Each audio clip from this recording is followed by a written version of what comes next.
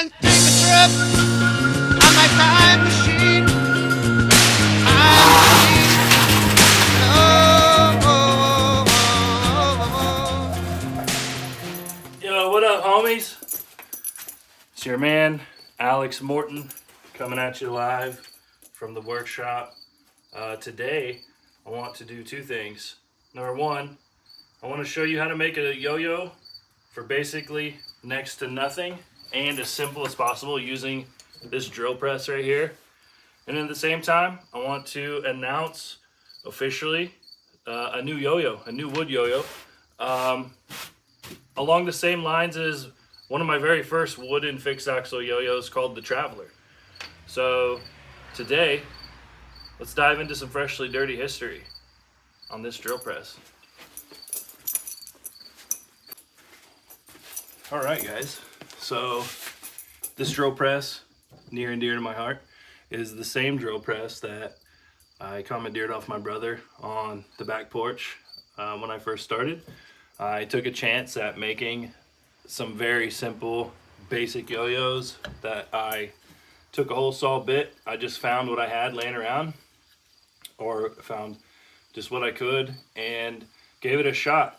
The very first yo-yo that I made was really thick and almost too thick, but it was ridiculously simple in shape. Even I am surprised at how well that it played. But I'll put a couple pictures of the very first yo-yo, Freshly Dirty, that was made on this drill press. We called it the Freshly Dirty. I had a bunch of artwork that I put together, and under the artwork I just said, these are fresh, these are dirty, Freshly Dirties. And so that kind of coined the name of the brand. And then from there, after the Freshly Dirty was born, I made like 30 of them and sold them on Big Cartel. And surprisingly, people bought them for how simple they were. But it was kind of during a time when not a lot of many wood manufacturers or wood makers were kind of coming to life. So people were into that. Fixed axle was just starting to really take off. Thanks to Ed Haponic and Drew Tates and all those guys. And, it was born, and maybe I caught the buzz from that. But recently just dove back into Zero A. I got sucked into the rabbit hole of Zero A, fixed axle play, and making some yo-yos and just reminiscing and kind of my origin and Freshly Dirty and where everything began. So here it is. The process is pretty simple. Just find a hole saw bit. I've already pre-cut, so we don't have to watch that. I tried making this video earlier and it was like 30 minutes long, but already cut some stuff. And I just want to show you the process really quick of how I used to do it. Now I'm still doing it today. Yes, I do have a lathe. A lot of people ask, why so simple? Why do you have this hockey puck shape yo-yo? Why no curvature? Why no organic shape? Well, I had to work with what I had at the time while I had it. It was, cost was a big thing. I didn't have a lot of stuff laying around. I didn't have access to really nice tools, or, had a lot of money to buy and invest into woodworking tools. So just found what was laying around on the back porch and in the garage. So it was real simple and it worked. So let's do it.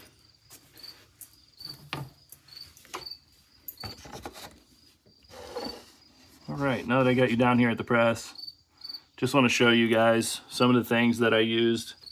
The drill press, hole saw bit. The first size that I used was 2.5. Currently I'm using 2 5/8 or 67 millimeters if you want to be that guy. You want to be like that. 67 millimeters, says it right there.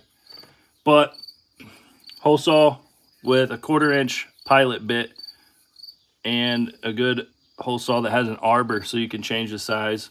It's threaded so you can change this. You can change the diameter of the drill bit there, the pilot. And pretty much it just drills the guiding hole.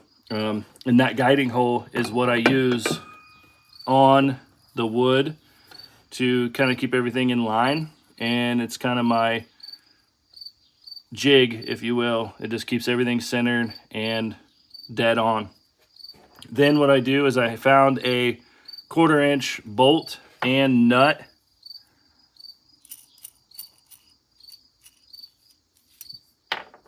Drop down, fits perfectly. Drop both pieces on. Line up the grain. Make sure your grain is lined up. Put the nut back on. Little trick that I used to do is make the letter C and just start really quick. Just something I've always done.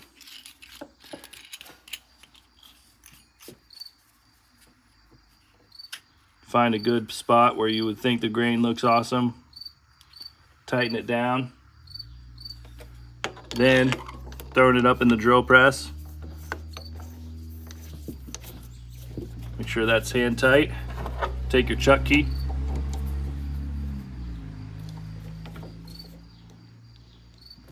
Tighten that down. Take a wrench. Sometimes you gotta grab the actual drill chuck, tighten that down, making sure that those are tight. And then what I do is I take, and the original method was I took sandpaper. This is some 80 grit. Folded it a couple times because it will get hot. I mean, you're dealing with friction, so I would just start sanding. I would sand the corners very lightly and on top, sanding the sides, and then I would finish the top and bottom and then get them real nice and work through the grits, you know, get into the high grits, the finer stuff to get that real nice shine and real smooth. Then I would take this off, take each half off, flip them over, and then work the other side, work the other edge that's really sharp. So you'll see that here in a little bit. All right, guys, so I was recording, at least I thought I was, and I went ahead and finished an entire yo-yo and didn't capture any of the footage. So here's another try. Here's 2 pucks that we cut out of the rest of the hickory material that we had. This one has a really cool knot. Let's see what that finishes up like. I think that one's gonna be really cool. That one might be a keeper. But I wanna show you guys, I'm gonna speed up this footage of the sanding, and then we'll finish the video out with your options on finishing the yo-yo. So bear with me as I finish sanding this, and we'll play some cool 70s rock for you as you watch this process. Rock on.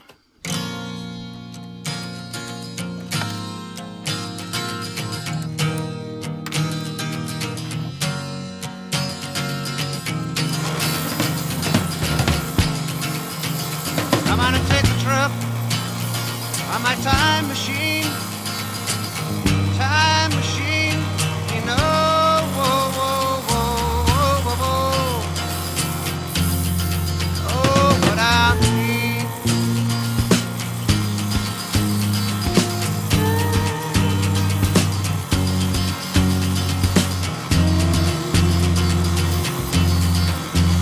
I'm gonna take a trip on my time machine.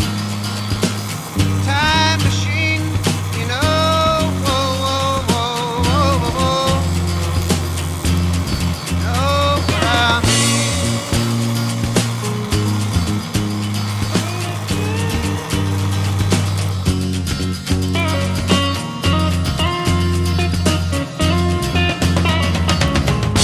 Where were you when we all were out, laughing and playing,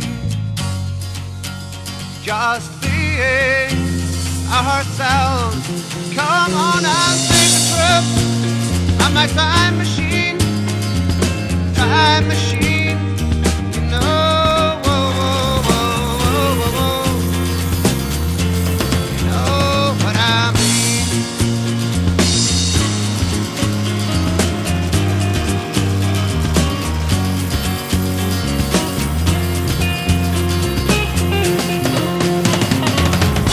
Where were you when we roamed down the plain, dancing in the wind and laughing the rain. Come on and take a trip on my time machine.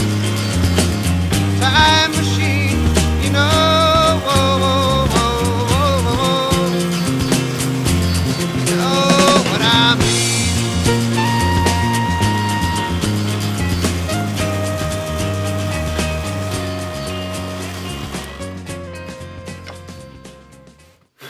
All right, there you have it, guys.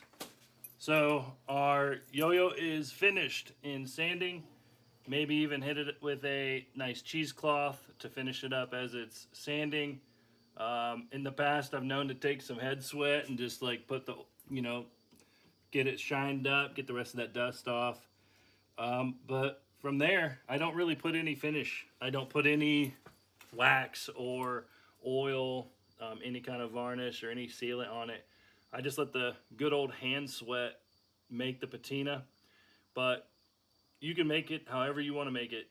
I'm sure it could use some kind of protectant, a very light, viscous oil. Do your research in terms of oils. I'm not very well versed. This is just the same method I've done for years. But over time, the more you play with it, that's one of my favorite things about wood. I love oak. Oak really has that nice patina. Super inspired by Ed Haponic and the patina on some of the before and after pictures of his patina from just playing it over and over, and just all the oils and sweat, blood, sweat, and tears on some of the wood yo-yos. It's really cool. Take before and after photos of your wood yo-yos. That's something you guys should do. Something we all should do. But let's get this off.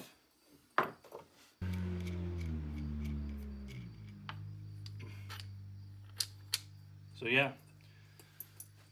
All right, let's finish this yo-yo. Let's take this off and show you guys what the next step would be. So you have two options here.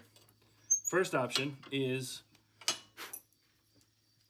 either you turn this into a fixed axle yo-yo, or you utilize the stem system, fresh to dirty hardware, and incorporate a bearing. So today I would like to announce that this official design that was inspired by the Traveler back in the day, I would like to announce that I'm going to call this the Rover. So the Rover is essentially the vision finally to fruition. Arthur Foley with the stem system, he kind of coined it. He said, hey, we finally have a hardware system for the Traveler, the bearing Traveler. It's been a long time coming. You can ask Alex Kerfman. We've been through a lot of different iterations on a bearing seat for wood since the beginning. I'll put a couple pictures of the prototype bearing seats. There's only a few of these yo-yos that actually exist out there, but what a long journey that the Traveler has been through. And I'm just really stoked to announce that the Rover will be the new chapter of the Traveler in a sense. We'll have a new engraving similar to the original Traveler, but this is the Rover. It has a very simple, boxy, cookie cutter shape, but with the gap and the nice finish, it really brings out the character of the wood and different wood species. It pays homage to the Traveler, and we'll just see what the journey goes from there. Well, the cool engraving, we'll finish up the hub area to get your fingers in there to make it nice and comfortable, and then we'll start selling these on the website after I get a big run. So here's to you guys. Hope you guys enjoyed this video. Well, we're not done yet. Back in the day, I used to make a Traveler, just take a paddle bit. So a paddle bit, various sizes. You can choose. The best type of paddle bit to use is one with the spiral pilot. It just helps guide that in there slightly, get it centered up, and drill that pilot out, drill that starter hole, and then bring that down. Don't go, for a fixed axle, you want to go all the way through, and then choose your axle size and then just glue it up. It was as easy as that for such an easy shape and design. But with the Rover, we have, and the stem system, we have the Rover now. So that's it, guys. This video thrown together. The first time I shot this video was over 30 minutes long, so hopefully this one's shorter. Check in, stay tuned for the drop date, and just treat this as a sneak peek, just to get the buzz going, and we'll have more coming at you very soon. Thanks. Really quick, I just want to add this little bit of tidbit in here. Lately, I have been making yo-yos with a Forstner bit kind of design cut out right here for an example on this one. This is what I've been posting in the 0A Discord. Some people have acquired these from me. Didn't know which way I wanted to go in terms of, the Rover. I wanted to keep it as close as I could to the original Traveler. So the more simple boxy shape, it helps with the weight. When I'm relief cutting on these with a Forstner bit, this bit right here, it does take away some weight. Jensen Kimmett, on his wood yo-yos, he used a 2-inch Forstner bit. So if you ever want to replicate a Peon, if you ever want to replicate any of those yo-yos from Alternate Return Top, I thought about trying it and giving it a shot, see if I could do a copy. But this is a 2-inch Forstner bit. These turned out really good. I'll probably continue to be able to make these, or see if anyone would like to have their Rover cut out with a Forstner bit like that. But for now, if anyone has these designs, you might want to keep them, because I'm probably going to gear more toward the simple classic, just paying homage to the Traveler shape. I'm starting to enjoy that a little bit more, but these are still really cool, and just gives it a little bit more extra touch and flair on that design process. But it does take longer, just an extra step to drill out that Forstner bit. But yeah, I just wanted to add that in. If anyone sees some of these early, maybe you could consider these prototypes for the Rover. I mean, I would be okay with that, but can't wait to bring this to fruition for you guys and see where the journey goes from here.